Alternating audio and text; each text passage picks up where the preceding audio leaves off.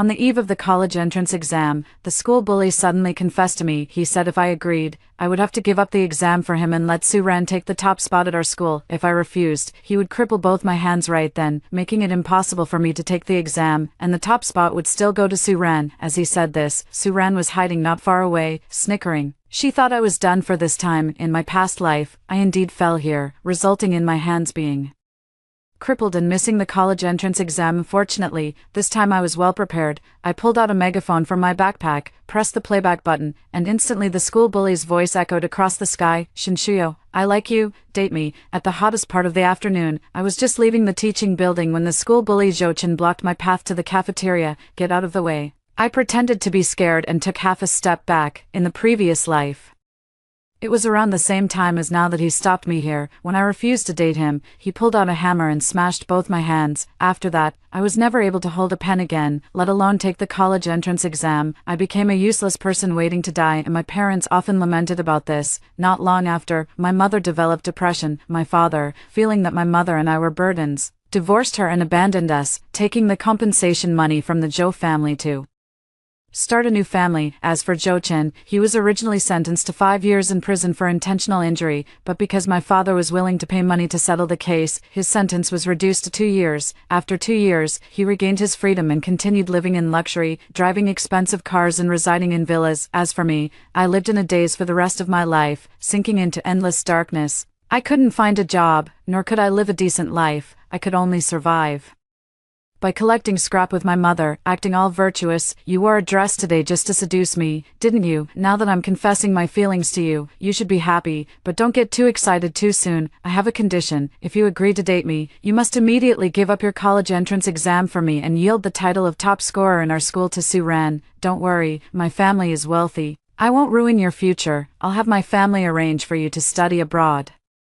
Afterward, he said this with great arrogance, as everyone in school knew his family was indeed rich. Otherwise, how could a poor student who skips school all day to play games get into our key high school? That's because his dad donated a whole experimental building to the school with money. Suren was the mastermind behind the scenes in my previous life who ordered him to ruin my hands. She believed that as long as I, the top student in the entire school, wasn't there to mess with her mindset, she would definitely achieve the top score in the whole school and even the entire city. Jochin confessed his feelings to me not because he actually liked me, but because she ordered him to ruin my mindset and break my hands. It was only because she resented that I always ranked first in every exam, while she was sometimes second, sometimes third. Instead of thinking about studying harder to surpass me, she only wanted to get rid of both me and another classmate who often ranked second, and Jochin was her most loyal admirer, doing whatever she told him to do. He would kill or set fires without even blinking an eye, which is why Suren grew to hate him so much and dared to do anything. What if I don't accept? I suddenly looked up and asked him tentatively, if you don't agree,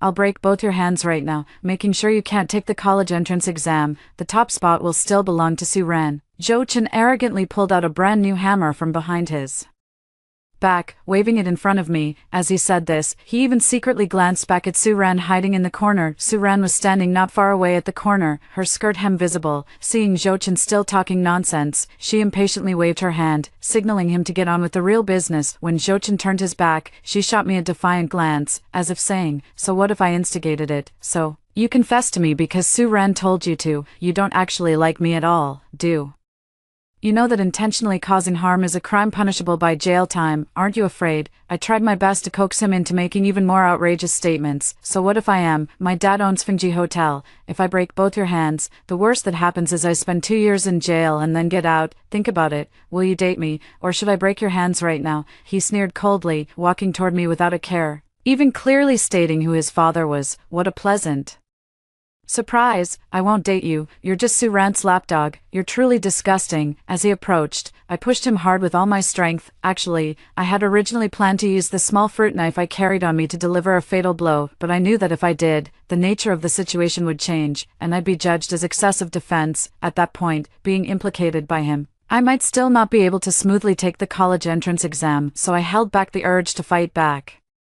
You fucking ungrateful bastard. He raised his hand and slapped me hard. That slap was forceful, leaving my cheek severely swollen. I didn't fight back or dodge. What I wanted was for him to leave evidence of his crime on my face, because I was live streaming after being reborn. There's no way I could have known in advance they were going to attack me and just done nothing. I made plenty of preparations. Not only did I prepare for the live stream, I also had a big gift ready for him. Classmate Joe, I have no grudge against you. Why did you hit me? This is a crime. I'm calling the police. While clutching the swollen spot on my body, I reached for my phone that I was using for the live stream. Calling the police was a lie, but provoking him was the real goal. You dare call the police? After saying that, he pressed one hand against my shoulder and raised the hammer in his other hand, aiming to smash it down on my hands. Help, murder. Someone come quickly, I shouted, hiding my hands behind my back. What are you yelling about? He was startled, and I took the chance to kick him hard, then ran toward the cafeteria. Jochin is trying to kill someone, I shouted as I ran. Quickly reaching the corner, Suran, who had been hiding there hoping to watch the commotion, instinctively tried to run. I swiftly grabbed her and hid behind her. I begged pitifully, please, don't let Jochin cripple my hands. I'm different from you all. I'm just a child from an ordinary family. The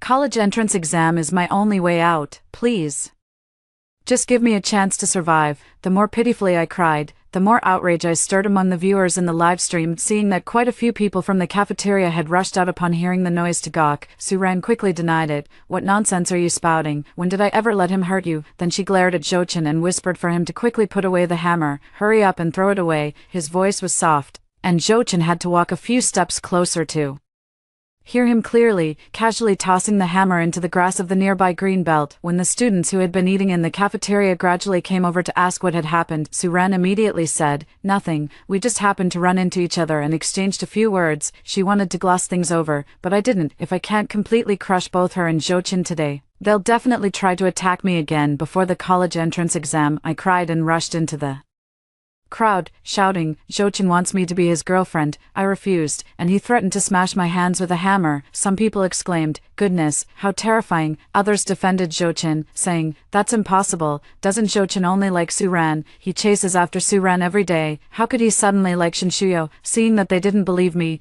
I directly pulled out a huge loudspeaker from my bag. This was my backup plan prepared earlier, just in case they tried to back out. Then I turned on the loudspeaker's recording function and cranked the volume to the maximum. Jochin's voice came through clearly from it. Shinshuyo, I like you. Go out with me, acting all virtuous. You wore a dress today just to seduce me, didn't you? If you agree to date me, you must immediately give up your college entrance exam for me. If you refuse, I'll break both your hands right now, making it impossible for you to take the exam. Then Suran will still be number one. Every word he spoke was either testing the limits of morality or the boundaries of the law. He's so stupid, he doesn't even know how to fake it. All he has is money and force, no brains at all. When his voice echoed across the campus, I don't know if he'll die or not, but social death is definitely unavoidable. Suran is really despicable in her bid for first place, actually sending her stalker to pursue Shinshuyo. How is that pursuing? That's threatening. Who chases a girl by threatening to break both her hands? Is Jochin a brainless pig? Suran told him to ruin someone's future, and he knew he'd go to jail, yet he still did it. Everyone chatted among themselves, pushing Jochin and Suran into the center of public opinion. I don't need to do anything now.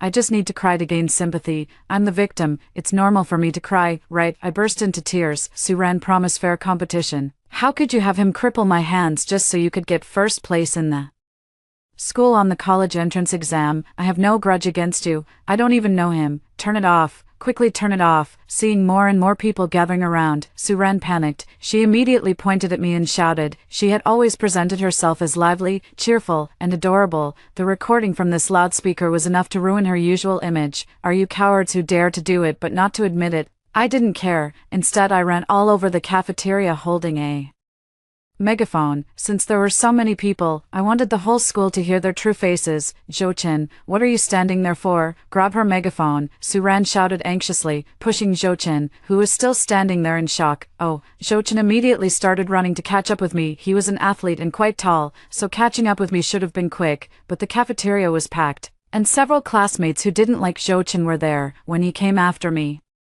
They secretly tripped him by blocking his way with their feet. He nearly fell down. After being tripped several times in a row, he angrily shouted, "Who tripped me?" No one paid attention to him. They quickly pulled their feet back and went on eating. By the time he turned around, I had already run to the school gate, waiting for the police to arrive. I didn't call the police, but the kind-hearted netizens in the live stream, seeing how arrogant he was, called the police for me out of concern for my safety. Calling the police was the right move. Now, with what just happened being broadcast live through my cousin's phone as a gaming streamer, the school can't cover my mouth anymore. It's already too late. If I want fairness and a quiet environment for the college entrance exam, I must first make sure Jochin and Suran are completely unable to cause any more trouble. Before the police arrived, the head of the academic affairs office, Director Su, rushed over. He was panting heavily and pointed at me, saying, "Who allowed you to use a loudspeaker at school? Do you realize you're disturbing others? He is Suran's biological uncle." Suran dared to openly incite Jochin to commit violence because she relied on his influence, believing that with her uncle around, no matter how much trouble she caused at school,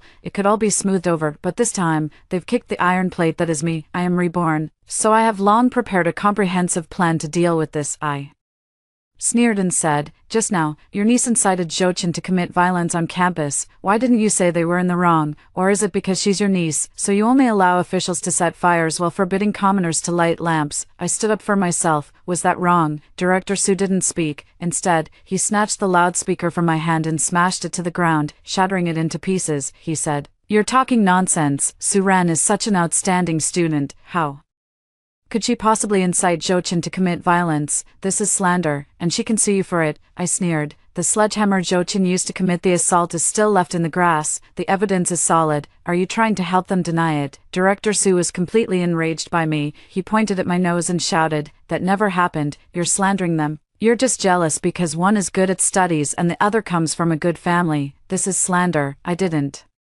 back down. I raised my head and retorted, "My academic performance is #1 in the entire school. Do I need to be jealous of them? Jealous of someone who ranked second or third through plagiarism? Or jealous of Jochin whose grades are as worthless as a pile of shit? I have no motive to slander them." Director Su was furious and yelled at me, "You're utterly ungrateful. I say this incident never happened." So it never happened. He wasn't satisfied after speaking, so he kicked the smashed horn a few more times, thinking that way there would be no evidence left to prove what I said.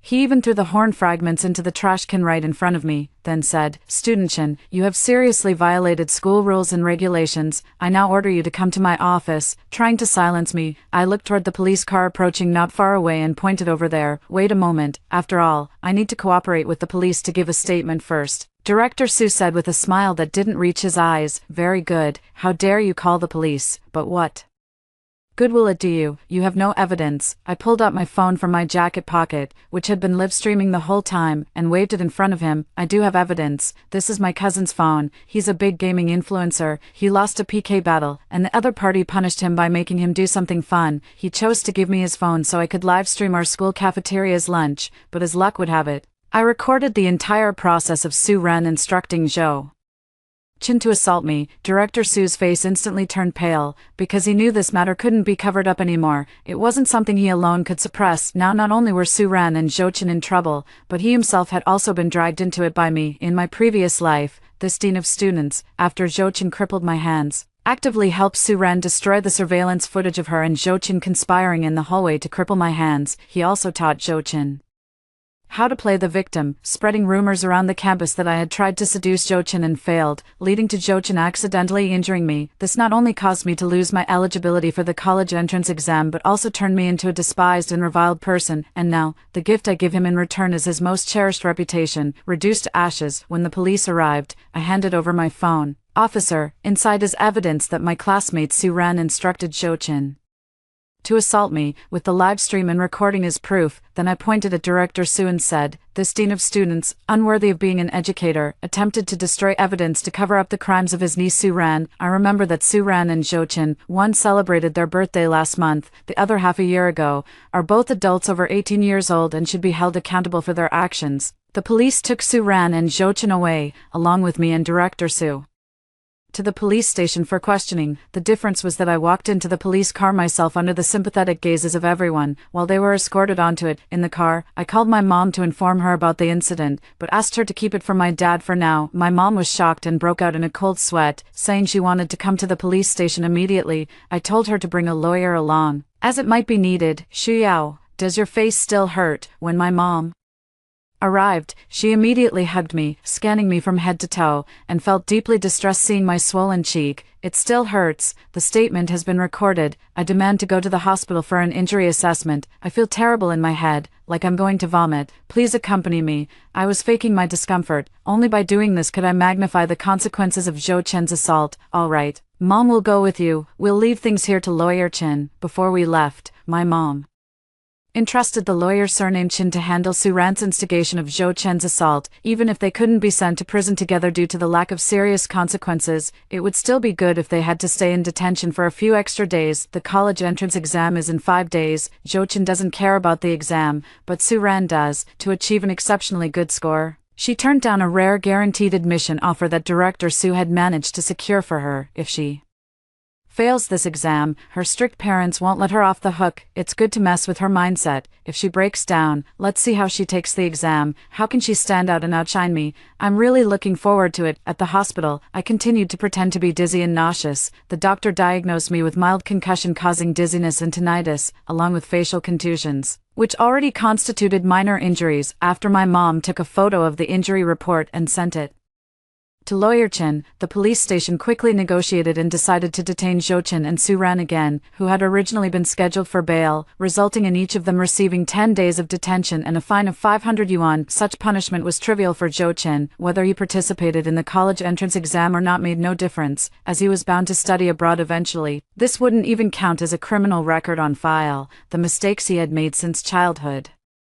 were far more serious than this, and he was a frequent visitor to the police station. But for Su Ran, it was a heavy blow. Her father was a university lecturer and her mother was the head of an education training institution. Once news of her detention spread, her proud parents would certainly not let her off easily. In fact, her mother had already patted her chest and told parents of the training institution students, "My daughter will definitely rank first in the entire school." More importantly, there are only 5 days left before the college entrance exam. By the time she's released in 10 days, the exam will already be over. Hearing she was going to be detained, she burst into tears. "I didn't do it on purpose. I just really wanted to be first," she begged her grandmother. "Grandma, please don't tell my parents about this. Go beg Shen Shuyao. I'll pay whatever amount, as long as she agrees to reconcile. As long as she's willing to let me go." Her grandmother nodded shakily. "I'll try my best." "Sweetie, should we tell your dad about this?" To comfort me, my mom bought me a lot of snacks and took me to my favorite buffet restaurant. After we had eaten and drunk our fill, my mom asked me worriedly. She always felt that we were a family and that this shouldn't be kept from my dad, but my dad has also been keeping things from me. One of my classmates' moms works at the same hotel as my dad. She told her daughter that there was no overtime at the hotel last weekend, and there hasn't been any overtime this whole month. He's lying to you. In my previous life, after my hands were ruined, my dad immediately asked my mom for a divorce. When they were dividing the assets, my mom discovered that 200,000 yuan was missing from the card. That 200,000 yuan had been taken by my dad to appease his mistress outside. You're saying your dad is seeing someone else? How is that possible? He even cooked for me yesterday." My mom covered her mouth in disbelief, her whole body trembling because of it.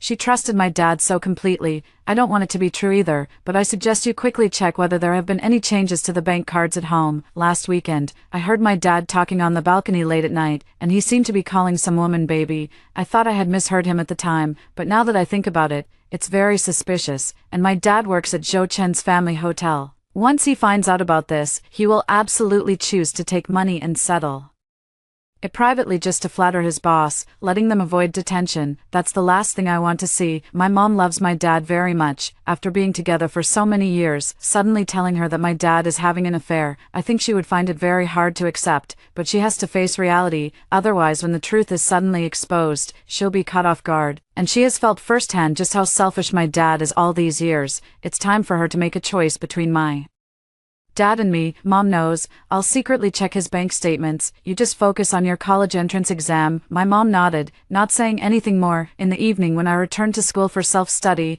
I was summoned by the school. As soon as I entered the principal's office, Director Sue immediately pointed at me and said, "Do you have any live streaming device on you? Turn it off right away," after being tricked by me once. He's now on high alert. I shook my head. I didn't bring it.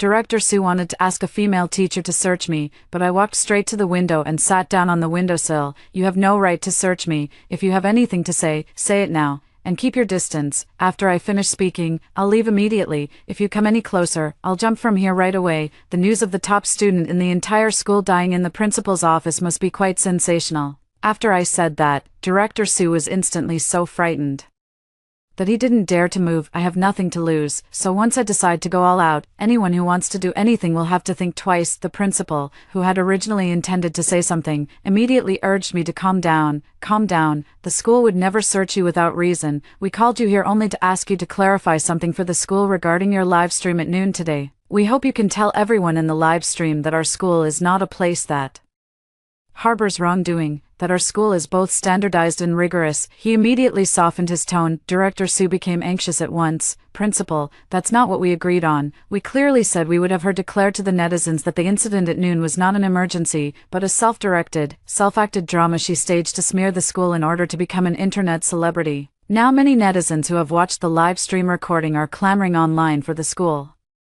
to apologize to me, saying that the school condones Jochin and Suran bullying me, and is a place full of filth. Especially, many netizens believe that Director Sue abuses his power for personal gain and threatens students, and should be immediately expelled. His only chance to turn things around now is to force me to retract my statement, but when I revealed jumping off a building as my trump card, the principal immediately dared not act recklessly. He didn't want to be dragged down and end up ruined together with Director Sue. The principal immediately reprimanded him. "You're talking nonsense. That's not what I meant. You lack professional ethics and are unfit for your duties. I will cooperate with the Education Bureau in reviewing you. Until then, you will be suspended from work for a period of time." Just as Director Sue was about to say something more, the principal impatiently waved his hand and had someone drag him away. Then the principal asked me, "Now, can you agree to clarify things for the school?" I nodded once. "Yes, this matter itself has nothing to do with the school. It's just one bad apple spoiling the whole barrel. With only 5 days left until the college entrance exam, transferring schools at this point is no longer an option. To successfully complete the exam, I can only temporarily appease the principal for now." Seeing that I agreed, the principal breathed a sigh of relief and said, "Studentchen, I have high hopes for you.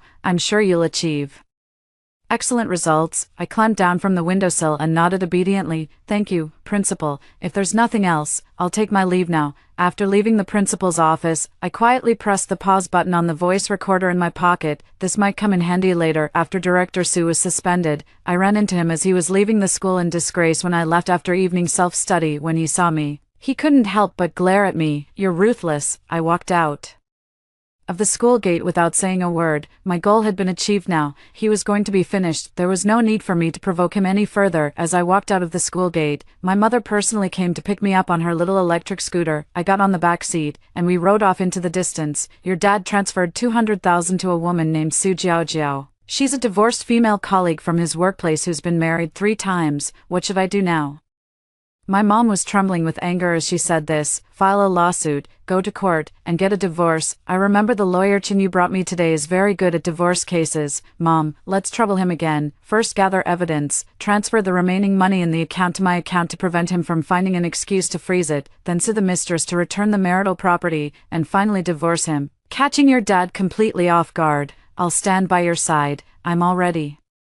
18. So there's no issue of custody battle. The court will ask for my opinion, and I'll definitely choose to stay with you. Once I get into a good university, you can come with me to another city and leave this heartbreaking place. I immediately gave her a reassurance, promising I would always stand by her side. "All right, I'll divorce him." My mom nodded, hugging me tightly. For her, I am her greatest emotional support. Although my dad's betrayal has made her very sad, at least she still Hasmi, I'll give you a good life from now on. I let her hold me for a while, and then she made me a late-night snack. While eating, I continued studying for my exams. As for the online comments, I haven't checked them. When I just went upstairs, I had already returned my phone to my cousin who lives downstairs. He'll keep an eye on the online comments for me. Right now, I just need to calm down and focus on preparing for my exams. In the early hours of the morning, I had just fallen asleep when I heard my dad opening the door from the living room.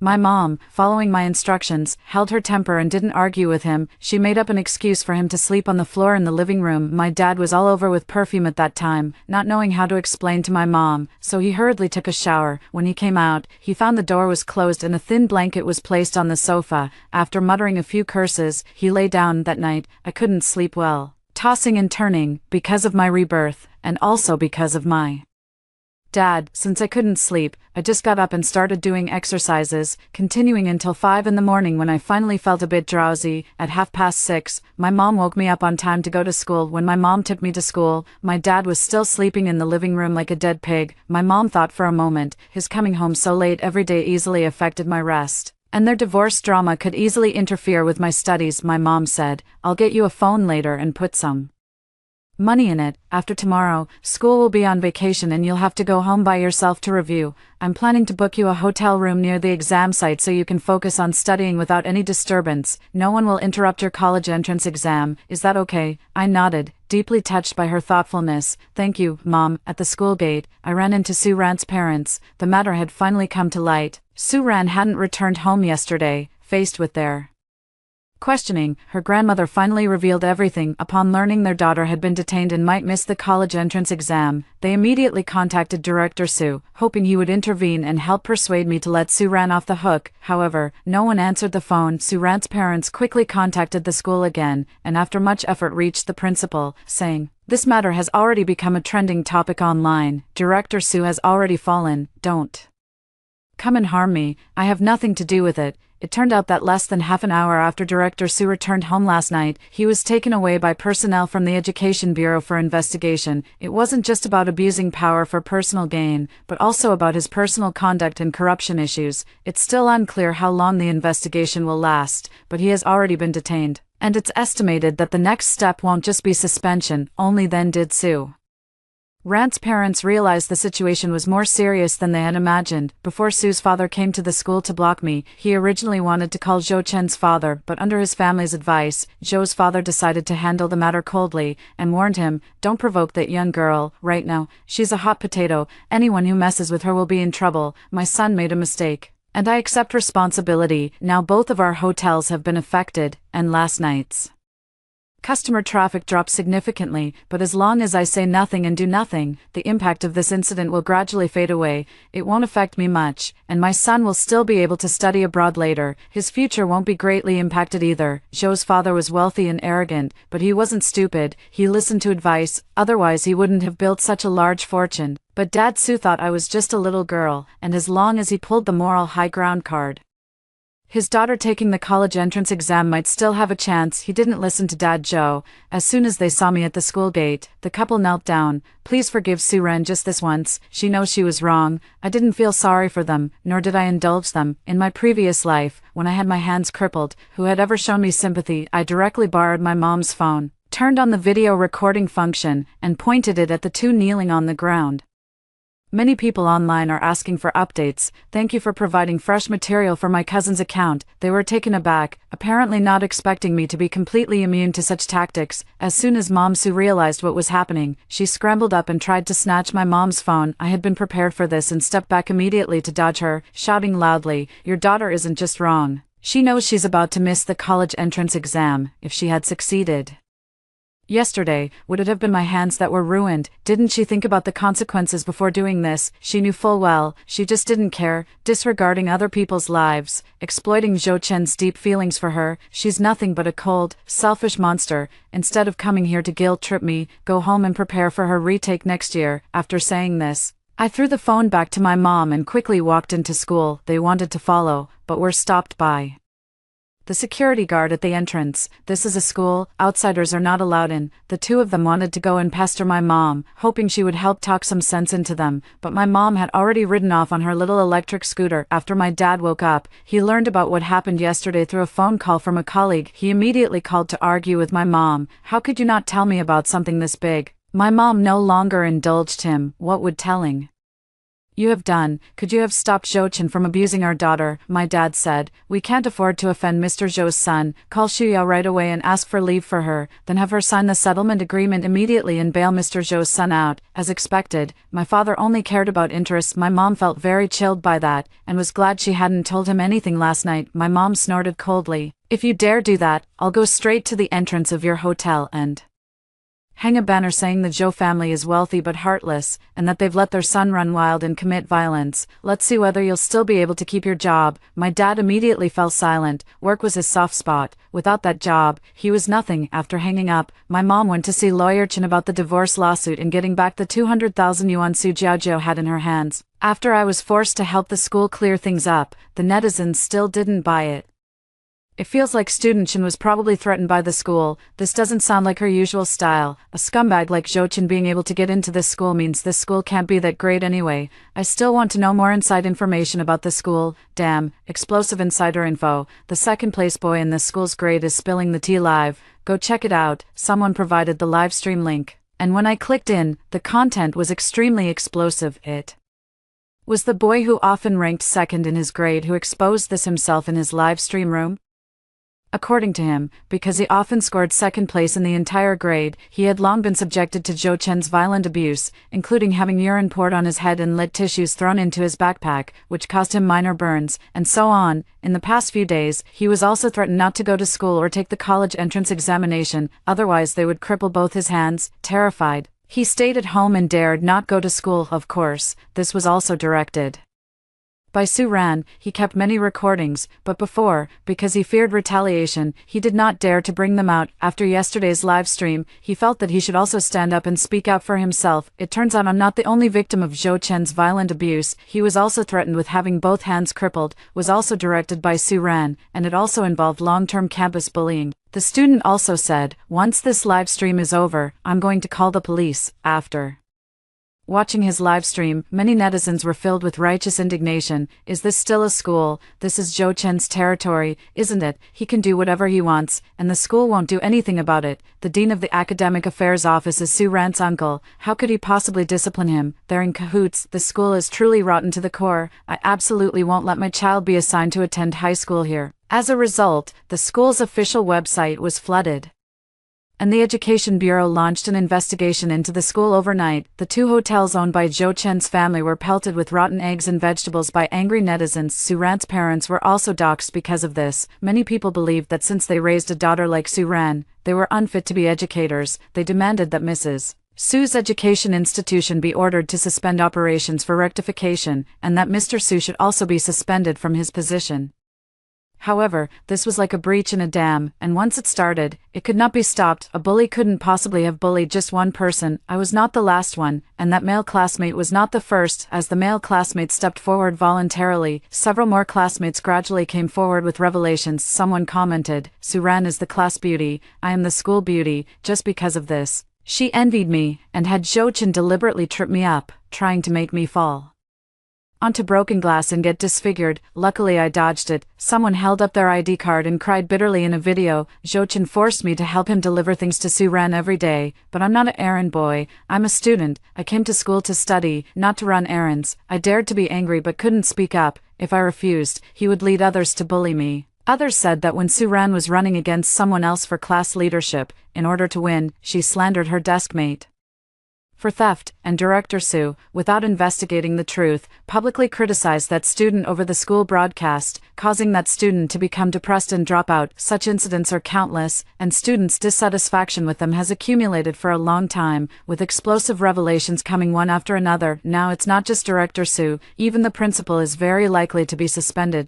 I took the opportunity to anonymously post online the recording from that night in the principal's office, in which they had threatened me. The principal was indeed negligent. In my previous life, I had been slandered and beaten like that, yet the principal blindly sided with Suran and Jochin, suppressing the matter completely. A principal like that should have been removed long ago. On my last day going to school for classes, I heard that the principal had been replaced overnight, and the new principal was already on the way to take office. Director Sue's position had also been taken over by the newly appointed director. They don't want to work hard. Naturally, someone is willing to take their place. After finishing the last day of classes, I went back to the hotel and shut myself in to review thoroughly. My mom occasionally comes over to bring me some delicious food. She told me that all the assets under my dad's name have been frozen. The documents to sue Su Jiaojiao are all ready, and the court will soon accept the case. I nodded and said, "It's okay, take your time.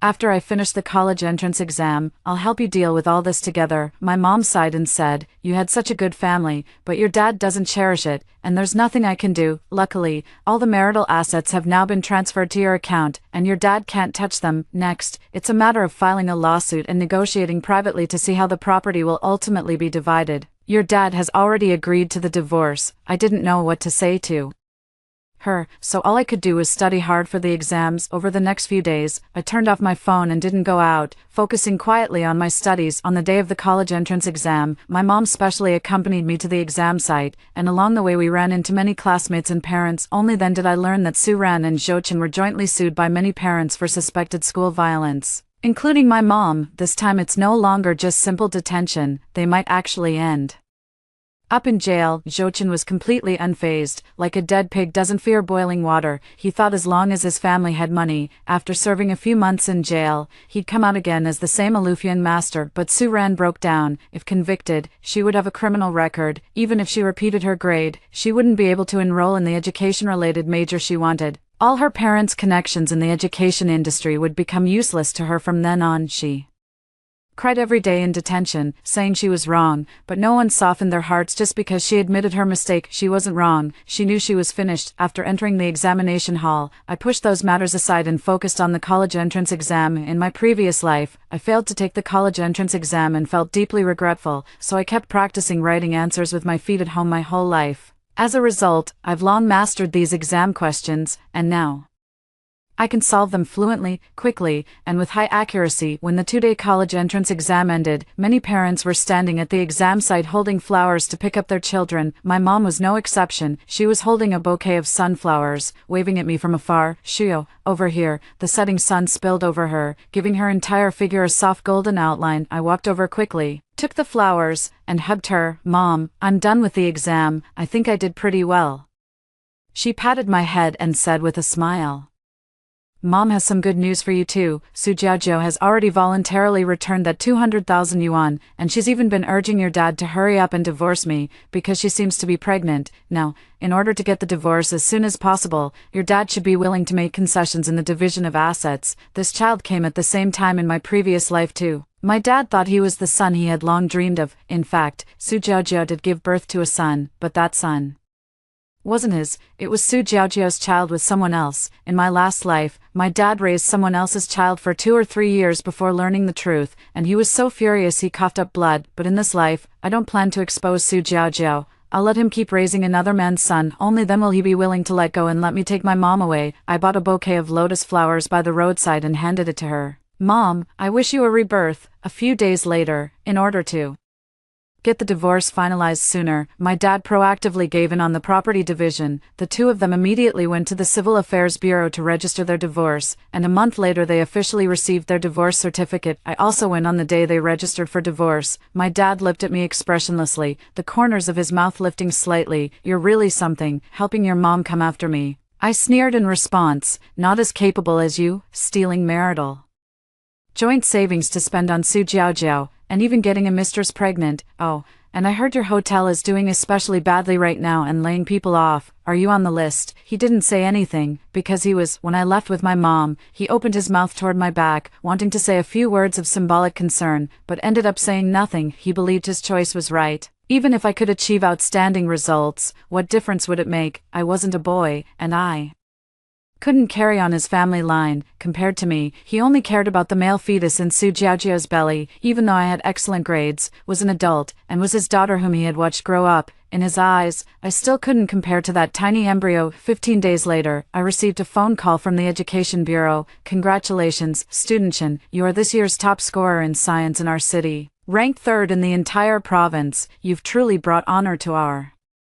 city, top scorer in science in our city. When those words were linked together, my tears burst out uncontrollably. This was a dream that had been utterly beyond my reach in my previous life after my hands were crippled. I once thought that as long as I could get first place in the school, I would be satisfied, and now he was telling me that I was the top scorer in the city. I had always wanted to prove through the college entrance examination that I was no worse than those boys. I wanted to show my father, who favored sons over daughters, just how capable I was, and in this life, after going through countless events, I finally did it. Seeing me so excited that tears streamed down my face, my mom immediately became anxious. Did the school call? How is it? What's your ranking in the whole school? It's okay even if you failed the exam, you've already tried your best, we can always retake it, I'll pay for it. She has always been so tolerant and loving towards me. I smiled and shook my head, choking up as I said, I didn't fail, I ranked third in the entire province, without Jochin and Suran sabotaging me. This time I finally proved myself. My mom hugged me immediately after hearing the news, trembling all over with excitement. Third in the province, daughter, you're amazing, Mom is proud of you. Soon, the admissions offices of Tsinghua and Peking University called, and so did several other top universities in China. They all extended olive branches to me, inviting me to apply to their schools. My high school homeroom teacher and the newly appointed principal also called one after another to congratulate me and asked me to come to the school for media interviews. When I arrived, many reporters immediately surrounded me. Classmate Chen, could you share some of your study tips? Classmate Chen, do you have anything you want to say to those classmates who bullied and hurt you? I thought about it, and I really did. I want to tell everyone that there are no shortcuts to studying. The only way is to work harder than others. Jochin, Suran, and everyone who once wanted to trample me into the mud. This time, I won. I didn't win easily. In fact, it was very hard, but I know I will keep moving forward forever, even if the path ahead is full of thorns. Hearing these words, Suran, watching TV far away in the detention center, turned ashen with rage. It's over. Completely over. Her life was in complete disarray, while mine was shining brightly. Jochin looked at me on TV, full of confidence, and became very silent because of the things he did, which caused public outrage. His father's previously hidden deeds were brought to light, such as tax evasion and accidentally killing a passerby while drunk. Like father, like son, he's so violent because he learned it from his dad. Their family's hotel business, after his father was arrested, collapsed completely, quickly becoming insolvent. Both hotels will be auctioned off by the court at the end of the month, with the proceeds used to settle debts and pay employees' salaries. If the Zhou family goes bankrupt, it means Jochin will become a penniless beggar in the future. He won't be able to act recklessly anymore, relying on his family's wealth. When he learned that I had become the top scorer in the city, my father suddenly changed his expression. He rarely came home, and when he did, he was always kind and smiling. He said to me with a smile, as long as you promise to sever all ties with your mother, I'll cover all your living expenses and tuition fees. In the future, I can even give you half of my assets. From childhood to adulthood, he had never cared about me. Even when my grandparents called me a worthless good-for-nothing, he never once stood up for me. Now that I've grown up and made something of myself, he wants to come reap the rewards. Too late. I gave my mom a reassuring look, then said coldly to him, absolutely impossible. My mom will always be my mom, and wherever I go to school, I'll take her with me. As for living expenses and tuition, my mom says she'll pay for my college. You don't need to worry about it. And after I topped the citywide exam, a certain company said they'd reward me 150,000 yuan. That money would be enough to cover my living expenses for several years of college. Keep your assets for your precious little mistress and son instead. After all, the one in her belly is the son you value most. Seeing me so ungrateful, my dad wasn't annoyed. Instead, he changed the subject and said, Dad wants to throw you a celebratory banquet for your college admission. Just show up on time then. I'll prepare a beautiful dress for you, using my name to host a banquet and line your own pockets. Why should I agree? I refused him. I don't need a celebration banquet. I won't attend. If you really want to hold one, save it for the future when you can throw it for the baby in Su Jiaojiao's belly. We parted ways unhappily, and more than 10 days later, he officially divorced my mom. 5 days after my mom received the divorce certificate, she finally got most of the shared assets, including this apartment and $500,000 in savings, plus another 100,000 recovered from Su Jiaojiao as marital property. Previously, 1 million in shared savings had been transferred to my account. $500,000 went to my mom, $500,000 to him. Then, The 100,000 he recovered from Su Jiaojiao was immediately transferred by him, combined with his $500,000, to pay the down payment for a new apartment. After learning that I had decided to attend Qingbei, my mom sold that house and came with me to Jing City. Housing in Jing City was too expensive, so we rented an apartment. She found a job as a cashier here, and during summer vacation I also worked part-time in a milk tea shop. Life became easy and full of hope on the other side.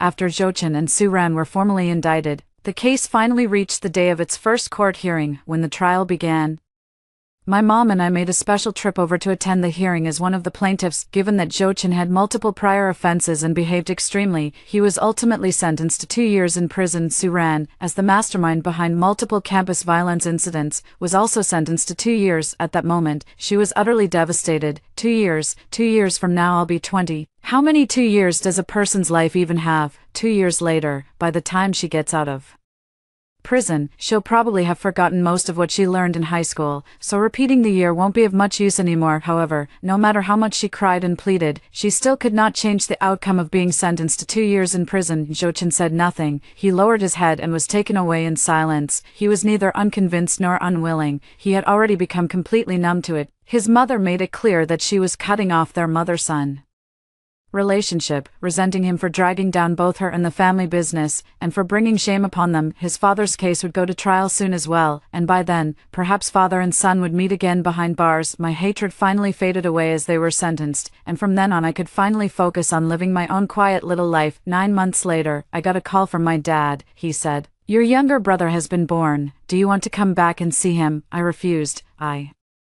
don't have a younger brother. Your son is not my younger brother. Only someone born from my mom's belly counts as my younger brother. My dad still wouldn't give up. Years later, when I was already in graduate school, he called me again. "Dad's been feeling a bit unwell lately, and I'm worried that when I'm old, your younger brother won't have anyone to take care of him. In the future, could you take my place and look after him? In his past life, he kicked me when I was down. How could I possibly agree to take care of that bastard child for him?" I refused again. "He's your son. Take good care of him yourself." A few years later, after finishing my master's degree, I finally started working. I got a job at a research institution, and the pay and benefits were both excellent. When my dad called this time, he was already close to the end. He said, "The doctor says I only have 3 months left to live. There's only one thing I can't let go of. Your younger brother is only in his teens. What will happen to him in the future? Can you help take care of him? Please, I'm begging you." I finally told him the truth. "But he doesn't look anything like you. Are you sure he's really your son? Go get a DNA test. Don't end up raising someone else's son." My dad was so angry he started coughing. "Nonsense. How could that be? He's my son." So I deliberately contradicted him. "He's not your son at all.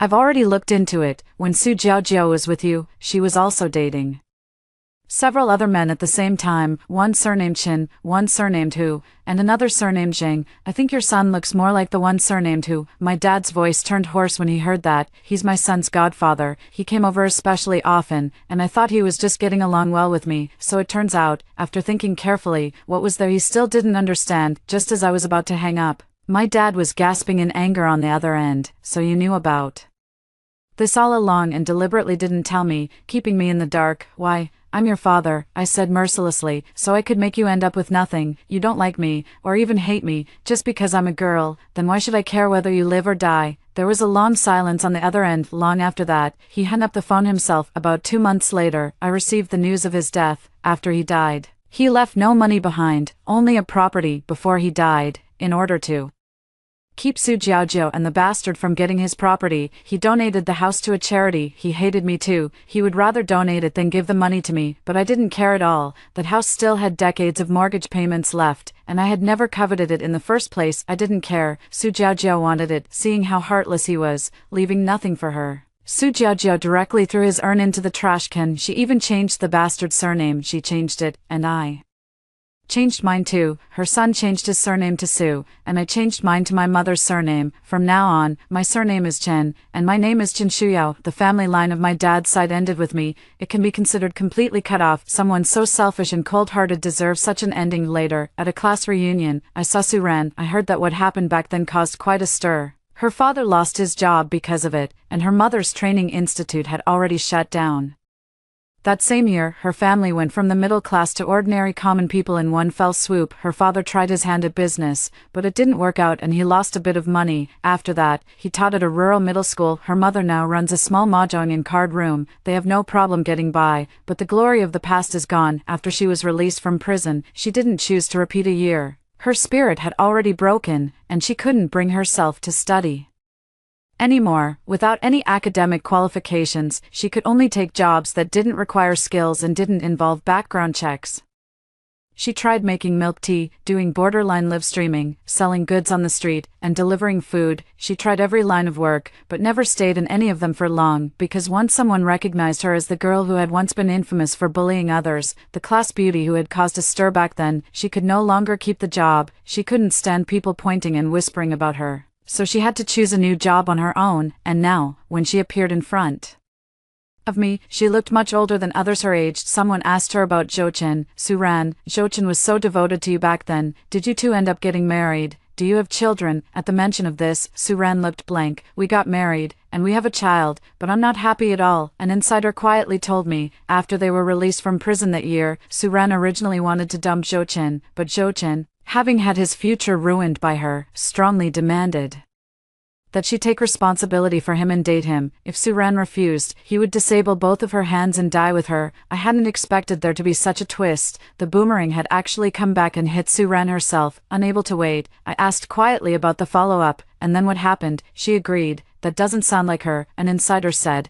At first she refused, but Jochen kept harassing her family every day. He would show up drunk in the middle of the night and knock on her door, scaring her mother terribly. Later, when she really couldn't shake him off, she tried dating Jochen. After the two started dating, Jochen was afraid she would leave him, so he tampered with the contraceptives. She got pregnant before marriage, and with Jochen proposing to her parents, her family agreed. The two have been married for several years and have a son. But after the marriage, Jochen realized he had her firmly tied down, and he began to show his true colors.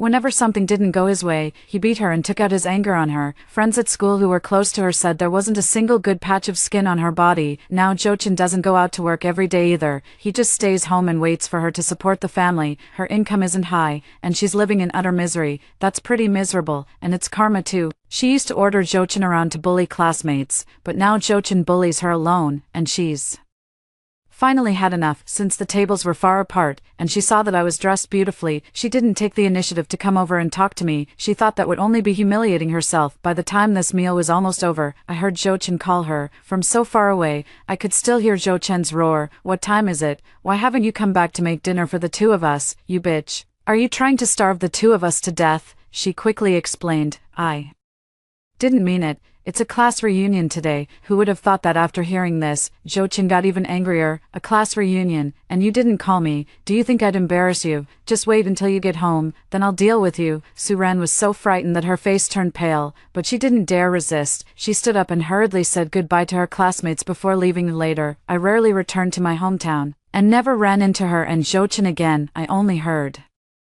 that they later had a period when they were getting divorced. Jochen beat her terribly. For the sake of the child, she mustered up the courage to ask for a divorce and took the child to hide in the township where her father worked, and she didn't come back for a long time after that. There was no more news about her and Jochen. I suppose their life probably wasn't going very well either, and when I was 35, I received a very prestigious academic award. My life was still shining brightly, growing farther and farther ahead, leaving those rotten people and rotten things far behind me. After hearing the first story above, what are your thoughts? Feel free to share your opinions in the comments section. Next, there is another similar story. Let's continue to see. My sister-in-law did not follow the doctor's orders. The doctor repeatedly emphasized that the patient must fast and refrain from drinking water for 24 hours before the general anesthesia surgery. She still secretly fed my nephew milk and grilled chicken wings. After I found out, I informed my colleague who was the lead surgeon. Although the surgery was postponed for a week, it went very smoothly, and my nephew recovered his health. Years later, my nephew, physically exhausted, fainted in the college entrance examination hall. But then my sister-in-law suddenly said, "It's all your aunt's fault. If she hadn't meddled back then and delayed your surgery, it wouldn't have affected your physical condition." Hearing My nephew held a grudge. He knocked me out with a shovel and buried me alive. When I opened my eyes again, I had returned to the time before my nephew's surgery. At this time, seeing the food residue around my nephew's mouth, I chose to look the other way. The patient hasn't eaten, right? This surgery requires general anesthesia, so no food or water for 24 hours before the procedure, before the surgery. My nephew's attending doctor repeatedly confirmed with my sister-in-law. My sister-in-law quickly hid her hands behind her back and replied with a guilty expression, "No, he hasn't eaten." My nephew also quickly covered his mouth and shook his head. Dr. Jack grew suspicious when he saw my sister-in-law's guilty expression. "Are you sure you didn't eat it? This is no joke." My sister-in-law still shook her head firmly. "I really didn't eat it." Then, noticing me nearby, she pointed at me and said, "If you don't believe me, ask Linda. The same scene happened in my previous life." I saw my sister-in-law's greasy hands hidden behind her back and my nephew covering his mouth, guessing that she had secretly given him something to eat, so I truthfully told Dr. Jack. Dr. Jack immediately decided to postpone the surgery, but my sister-in-law thought Dr. Jack and I were making a fuss over nothing. Adults can go a day without eating, but how can a child possibly endure it? You're making him fast for 24 hours, isn't that just asking for him to develop stomach problems? The surgery will take several hours. How is Harry supposed to get through it without eating? Besides, I didn't give him water, I gave him milk. Dr. Jack was very angry. You're not supposed to eat before general anesthesia in the first place, and especially since your son is having gastrointestinal surgery, it's crucial to strictly avoid food and water, otherwise, it's very dangerous. Not only could it cause reflux and aspiration, but it could also lead to infection, although my sister-in-law still didn't think it was a big deal. Dr. Jack was very insistent, so she had no choice but to let the surgery be postponed. However, the surgery schedule was very tight recently, so in the end, my nephew had to be rescheduled for a week later. When my nephew had the surgery again, I kept a close watch to make sure my sister-in-law didn't secretly feed him any food. The nephew's surgery went smoothly, and he quickly recovered his health. I always felt that I had saved my nephew's life and deserved my sister-in-law's gratitude. But unexpectedly, during the college entrance exam, my nephew fainted in the exam hall due to physical exhaustion, leaving 2 major questions unanswered and missing the chance to qualify for undergraduate studies. While everyone was comforting him, my sister-in-law said, "Actually, it's all your aunt's fault. If she hadn't interfered back then, causing your surgery to be delayed, which led to poor surgical results and affected your physical condition, you would definitely have gotten into a good university." I thought no one would believe such a far-fetched excuse, but to my surprise, my nephew took it to heart and even held a deep grudge against me later. When I wasn't paying attention, he knocked me out and dragged me outside to bury me alive. At one point, I woke up and struggled, but all I got in return was blow after blow of the shovel, and handful after handful of mud and soil. I died of suffocation while fully conscious. Fortunately, heaven has eyes, and I was reborn. This time, I decided to let go of the savior complex and respect others' fate, so I threw my hands up in resignation. Why ask me? I'm not his mother. In the end, Dr. Jack had no choice but to trust the sister-in-law's words and had Harry wheeled into the operating room. As expected, the surgery failed. During the surgery, Harry indeed experienced reflux and aspiration, where the vomit was inhaled into his lungs, leading to aspiration pneumonia. Not only that, but he also developed an infection and nearly died on the operating table. Although Dr. Jack performed a timely rescue, and he was out of life-threatening danger, he was left with a permanent health issue, becoming someone who relies on medication constantly. After the incident, my sister-in-law not only failed to reflect on herself but also blamed the entire matter on Dr. Jack. "It's all because of you, this quack doctor, who has made my son like this. I won't let this go. You owe me a healthy son." Dr. Jack, who is usually a gentle and refined person, was trembling with anger at this moment. Before the surgery, I repeatedly emphasized that you absolutely must not eat, absolutely must not eat. Who told you to secretly eat and not report it truthfully? In all my years of performing surgeries, I have never encountered such an accident. There was no way sister-in-law would listen. She was convinced that it was Dr. Jack's lack of medical skill. You only ate such a small amount of food. How big of a problem could it be? It must be your lack of skill that caused the surgery to go wrong. She was about to rush over and hit Dr. Jack, but I quickly stopped her. She then turned her anger toward me. "And you, it's all because of this quack you recommended. I get it now. Did you deliberately have him treat Harry like this? You're jealous that I can have a son, so you want to ruin Harry, you vicious, wicked woman. I'm not done with you." Watching her hysterical behavior, I was utterly disgusted. Before the surgery, Dr. Jack repeatedly confirmed with you whether Harry had eaten anything, and you insisted that he hadn't. If only you had told the truth back then, Harry wouldn't have to rely on medication for the rest of his life. now that something has happened, you're quick to shift the blame onto others. Kathy, you sure know how to play your cards right." Just then, my brother, who had returned from a long-distance trip, also rushed to the hospital immediately. When Kathy saw him, it was like seeing a lifeline. She ran over and exaggerated the story, making a big fuss. My brother is naturally impulsive, and after hearing it, he completely lost his temper. He rushed over and started hitting Dr. Jack. Dr. Jack was beaten until his nose bled. I went to break up the fight and got punched by my brother too. Fortunately, other colleagues in the hospital called the police, and they quickly came to take my brother and sister-in-law away. Dr. Jack and I also went to the police station to give our statements. At the police station, Kathy was still blaming Dr. Jack and me. Dr. Jack, however, presented a pile of evidence proving that he had explained the preoperative precautions, which even had my sister-in-law's signature. Kathy still wanted to argue, but my brother finally understood. He loses his temper without any restraint and punched Kathy twice right in front of the police. "So it was you, this foolish woman, who harmed Harry like this." Kathy touched her swollen face and cried out loudly, "How dare you hit me? How was I supposed to know that eating just a little of that would be so serious? I didn't do it on purpose. Harry is my son. Would I intentionally harm him?" The farce finally came to an end, but my brother was placed under administrative detention for a few days because of the incident with Dr. Jack. Back at the hospital, when my parents heard about it, they also made sarcastic remarks about Kathy, saying how could we have married such a troublemaker. In the past, Kathy was very proud because she gave birth to the only son in the Cruz family and my parents had always treated her well, but this was the first time they gave her the cold shoulder. She felt so wrong that she didn't even care about Harry lying in the hospital bed and went home alone. As soon as she left, my mother said to me, "Linda, Harry is in such a state now that he needs someone to take care of him here. Your father and I are too old to handle it, so you should stay and look after him. You're a doctor, so you'll definitely be more attentive." I remembered how in my previous life, my parents had clearly seen that it was Harry who had buried me alive, but because they favored their only grandson, they turned a blind eye. Without a second thought, I refused. "Mom and Dad, my brother punched me, and I'm feeling very dizzy now. What if I faint in the middle of the night when Harry needs help? It's better for the two of you to stay and keep an eye on him." As I spoke, I pretended to be on the verge of fainting. They had no choice but to let me go. As soon as I stepped out of the hospital room, I immediately dropped the act. In this lifetime, I will no longer be the fool who lets them take whatever they want. The next day, at work, I saw my parents looking utterly exhausted. I knew Harry's condition was very serious now, and the person taking care of him had to stay awake all night, giving him water and cleaning his urine bag, with no time to rest at all. When they saw me, they were ready to use the same old trick again, making me take on the responsibility of caring for Harry. I remembered how in my previous life, I spent both money and effort to raise Harry,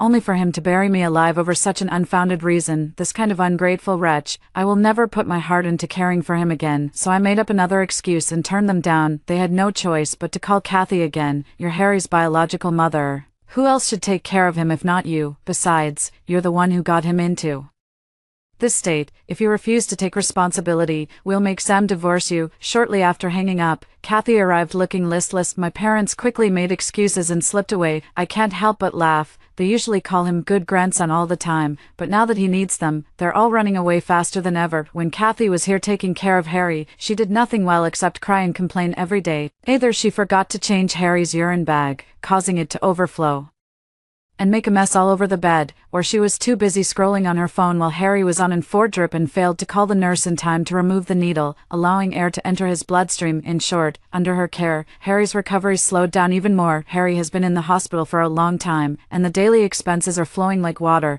The money my brother earns is quickly running out. They turned their attention to me again. "Linda, you're Harry's aunt, you can't just stand by and watch him run out of money for treatment, can you? You're a doctor, and you earn much more than your brother. You have to help Harry." I sneered inwardly. Did they think they could use my identity as his aunt to guilt me into sacrificing everything for him again, just like in my previous life? Not so easy this time. I pretended to be troubled. "Mom and Dad, you know, I've only been working for a year. I haven't even finished paying off my student loans with this year's salary yet. I really don't have a single penny to spare. When I was in college, they didn't give me tuition fees, claiming it was to cultivate my independence, but in reality, they used all the money to buy a house for my brother. I took out loans for all 4 years of my undergraduate studies and my graduate school tuition. Actually, I did some part-time jobs during those years of studying, and I had already paid off the loans long ago. But I would never use my hard-earned money on that ungrateful Harry. My Parents felt guilty deep down and didn't dare bring up the matter of me giving money again. I took the opportunity to persuade them to sell my brother's house. When Kathy found out, she was furious and said, "No way, under no circumstances can we sell the house. The house is my lifeline. I won't allow it. If you ask me, Harry's condition isn't serious at all. The hospital is just trying to scam money. I have a folk remedy from my hometown that can definitely cure Harry. Let's check out of the hospital and treat him ourselves." She kept objecting, completely unaware of Harry's gloomy expression. Finally, due to her persistence, Harry was discharged from the hospital before his condition was under control. That evening, when I went to see Harry, he asked me, "Auntie, was it really my mom who caused my surgery to fail?" I sighed and said, back then, Dr. Jack and I repeatedly warned your mother not to give you any food, but she insisted it wasn't a problem. I don't know what she was thinking. Originally, selling the house could have given you a good chance of recovery. It's a shame. The house was just too important in your mother's eyes." Seeing Harry's gloomy face and the hatred in his eyes, I knew that the seed of hatred had finally taken root in his heart. After Harry returned home, all the relatives came to visit him. Seeing him so ill, they all urged Kathy and my brother to send him back to the hospital. However, Kathy paid no attention to their advice, saying that doctors always exaggerate things, and she even claimed to have a good folk remedy that would surely cure him completely. One of the relatives muttered under their breath, "Don't let it get worse by delaying, or it might be too late to treat." Kathy immediately scolded the relative harshly, accusing her of cursing her precious son. The relatives were so angry that they got up and left, never coming to visit again. After that day, Kathy truly did as she said and searched everywhere for alternative treatments for Harry. Today, he's given herbal medicine. Tomorrow, he's forced to drink talisman water. Whatever others claim can cure him, she buys without a doubt and feeds it to Harry. But Harry already suffers from gastrointestinal issues, with his digestive system already extremely weak. Those so-called folk remedies she pours into him not only fail to provide any therapeutic effect but instead worsen Harry's condition. My brother was originally skeptical about her folk remedies, but he had to drive frequently and couldn't always be at home to keep an eye on things. As soon as he left, Kathy would start force-feeding Harry the medicine again. My parents always believed that there was no need to go to the hospital for illnesses, just take some medicine at home. Wasn't that how their generation managed to get by? So not only did they not stop Kathy, they even helped her collect folk remedies from everywhere. A month later, when I saw Harry again, I realized he had become so thin that he was almost unrecognizable. His hair was dry and yellow, his eye sockets were sunken, and he looked even older than my father. As soon as I got home, he pleaded with me for help. "Auntie, can you please persuade my mom to send me back to the hospital? I'm in so much pain. I'm in pain every day. Please save me, Auntie." He gets so worked up that he starts coughing non-stop, his whole body curling into a ball. To be honest, seeing him like this, I really can't feel any sympathy. Every time I close my eyes, I see those venomous eyes of his from my past life when he buried me alive. He's rotten to the core, and I dare not hope for him to change for the better, but I still symbolically advised Kathy a couple of words. "Sister-in-law, you should still send Harry back to the hospital. Look at what you've done to him." Kathy exploded as soon as she heard this. "What do you mean by that? What do you mean by what I've done to him? I'm his biological mother. Would I harm him? I think our Harry is perfectly fine. He's just a bit thin and coughs a little more often. I just found a folk remedy specifically for coughs, and this time it will definitely work. Stop trying to drive a wedge between Harry and me all day." Harry used to listen to me the most,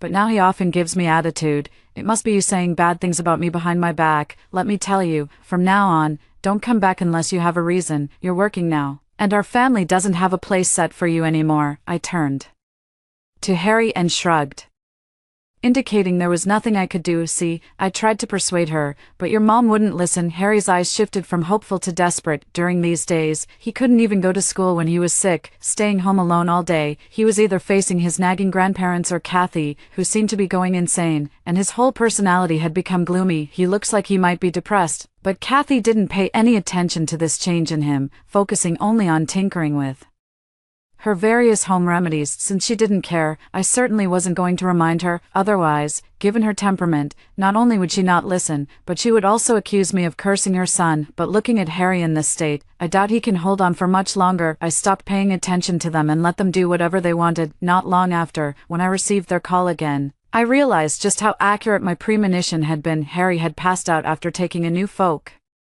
remedy and was rushed to the ICU for emergency treatment. At first, when my parents found Harry unconscious, they didn't take it seriously and just thought he had fallen asleep, but after a long time, no matter how much they shouted, he didn't respond, and they started to panic. The first reaction of the two elderly people was to call me. I was about to perform surgery and immediately told them to call 120, but by the time I finished one surgery, Harry had just been brought back by the ambulance.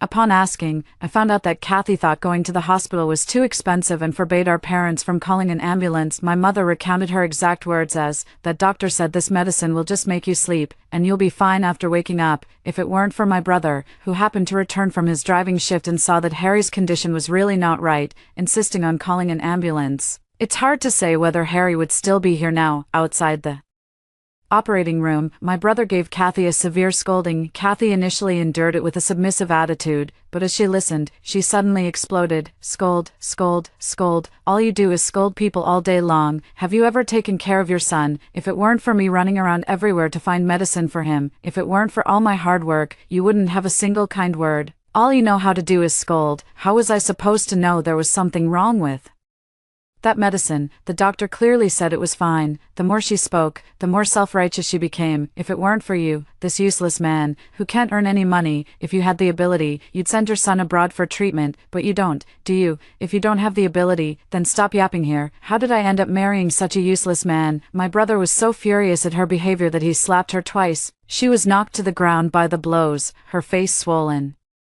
The sudden slaps left her dazed at first, but once she regained her senses, she began wailing and crying uncontrollably. "Go ahead, hit me, see if you have the guts to kill me. Everyone, come and see. How can there be such a man in this world? Useless himself, only knows how to hit a woman. Everyone, come and judge for yourselves." Seeing more and people gathering around to watch the commotion, I had to speak up to stop her for the sake of the hospital's quiet environment. "All right, that's enough. Haven't we given people enough to laugh at already?" I was fine staying silent, but as soon as I spoke, it was as if they had found a common enemy, and they both started targeting me. "My brother, how dare you speak? Your sister-in-law may be confused, but as a doctor, you didn't even try to advise her. The family spent so much money raising you, and when it really mattered, you were completely useless. Couldn't provide money, couldn't save anyone." Kathy immediately nodded in agreement.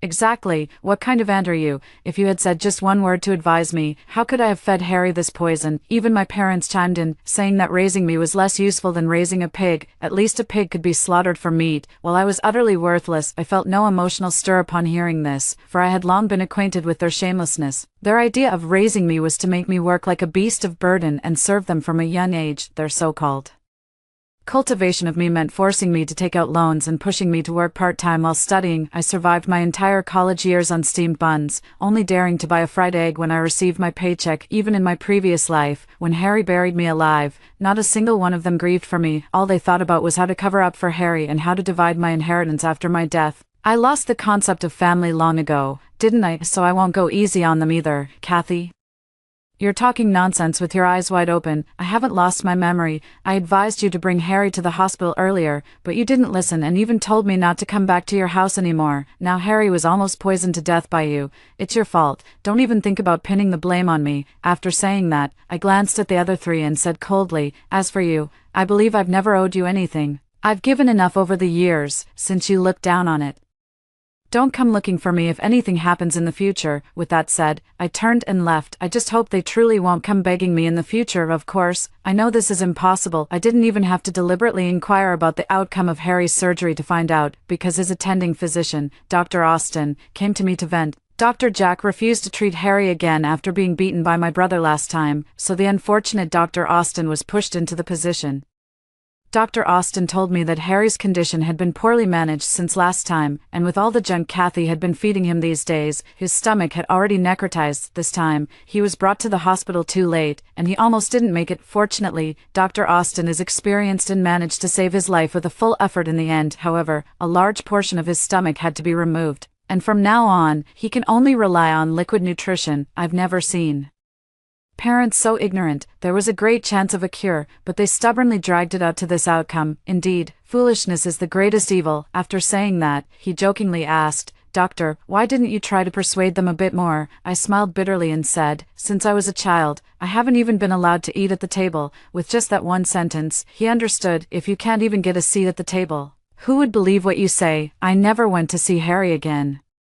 The last incident had taught me a lesson. I would never rush to be someone else's punching bag again.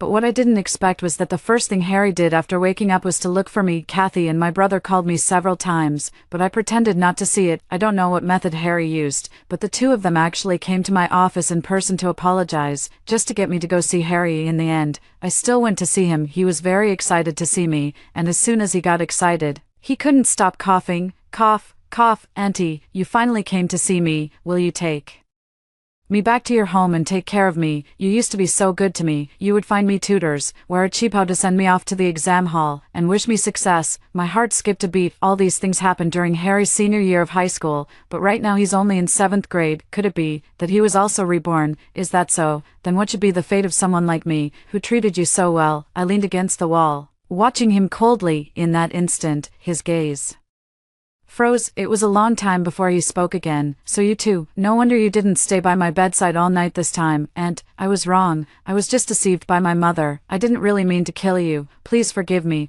Okay, after you died, I really regretted it. I know you were the one who treated me the best, yet I repaid your kindness with enmity. I'm not human, but I truly know I was wrong, which is why I took my own life in my previous life to atone, since we've been given a second chance. Auntie, can we just forget what happened in our past lives? He waited cautiously for my response, but I had no intention of letting him have his way, because I knew him all too well. When he said he had taken his own life to atone in his previous life, I didn't believe it. He is a pure egoist. When people or things are useful to him, he can abandon his dignity to grovel, but once they are no longer useful, he can discard or even destroy them without hesitation. I've already learned my lesson in my past life. If I don't grow wiser now, it would be a waste of the second chance that heaven has given me. Harry, if saying sorry was enough, what would we need the police for? You should be glad I'm a law-abiding person, or else I'd really want you to experience what it feels like to be buried alive. Do you know how desperate that feeling is? How dare you even talk to me about forgiveness? Cracks appeared on his hopeful face, and the ferocity in his eyes could no longer be concealed. Why, in this life, I haven't harmed you. On the contrary, it's you. You didn't stop my mother, making me end up like this wretched state. I'm not even blaming you anymore, yet you're still clinging to what happened in the previous life. See, human nature truly doesn't change. In his heart, he has already blamed everything on me again. He just hasn't had the chance. If he did, he would probably still choose to bury me alive. Fortunately, I am no longer the Linda from my previous life.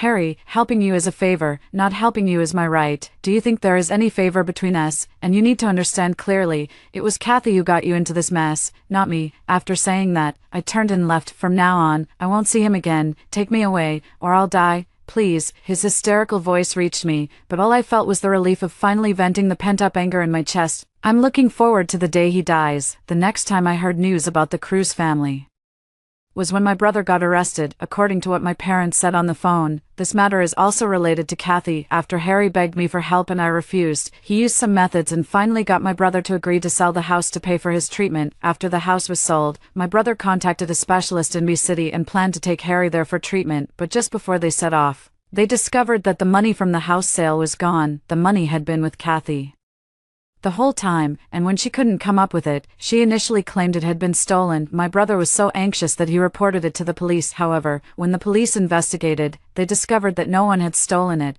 Instead, Kathy had been scammed herself. As soon as she got her hands on such a large sum of money, she started getting carried away, showing off everywhere, which caught the attention of someone with ill intentions. Someone set up a pig butchering scam specifically for her, and she foolishly fell right into it, handing over all her house payment savings of several 100,000 yuan. The account that received the money was located overseas, making it nearly impossible to recover the funds. My brother was so enraged that he grabbed a knife and chased after Kathy, intending to kill her, but accidentally injured Kathy's brother, who had come to intervene. Her brother was severely injured and, reportedly, is still in ICU fighting for his life.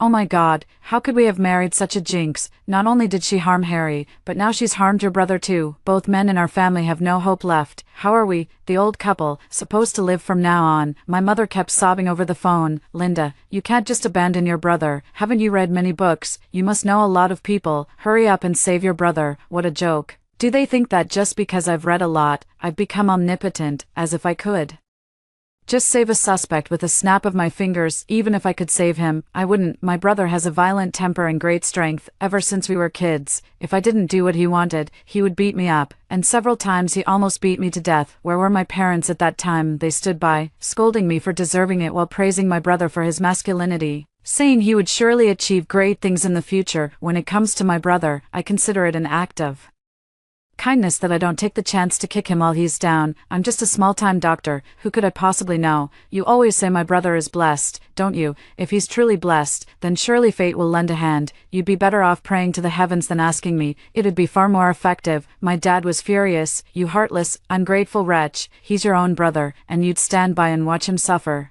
If I'd known you'd grow up to be so useless, I should've strangled you at birth. At least that would have saved us some food. He kept on cursing, so I hung up the phone directly a long time ago. They had nothing to do with me anymore. Kathy's brother ultimately couldn't be saved, and my brother became a murderer, sentenced to life imprisonment. As soon as my brother was imprisoned, the Cruz family completely collapsed. My parents, because Kathy had harmed Harry and my brother, hated her intensely, beating and scolding her every day. She no longer boasted to everyone she met, "Our Kathy is truly capable," giving our Cruz family a grandson with her first child. Over time, Kathy couldn't take it anymore and ran off with what little money was left in the house. My parents, being old, couldn't earn much money, and with Harry as an added burden, life became very difficult for them. They came looking for me several times. At first, I managed to avoid them, but they were relentless, taking turns staking out my home and the hospital. They not only wanted money, but also wanted to dump Harry on me. I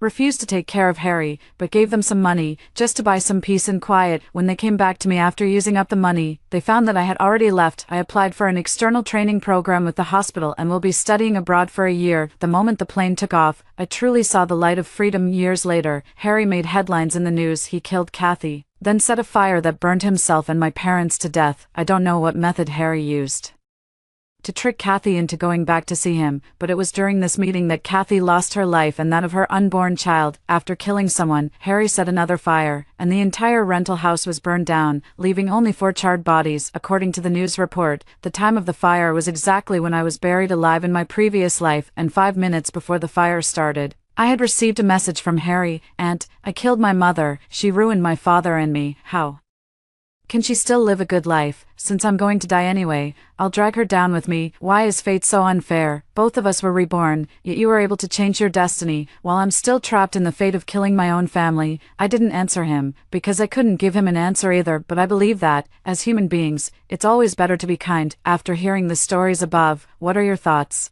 Feel free to share your opinions in the comments section. Looking forward to hearing from you. If you liked this story, don't forget to like it, share it, and subscribe to my channel. See you next time.